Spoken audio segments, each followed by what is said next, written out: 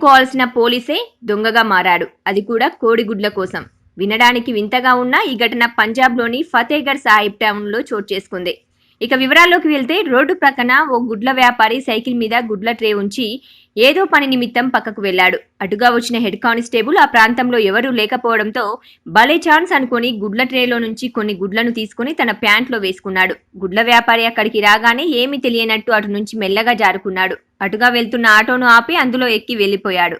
ఆ పోలీస్ ఎవరూ చూడలేదు అనుకున్నాడు, కానీ కెమెరా ముందు దొరికిపోయాడు. దీంతో ఈ వీడియో ప్రస్తుతం సోషల్ మీడియాలో హల్చల్ చేస్తూ వైరల్ అయింది.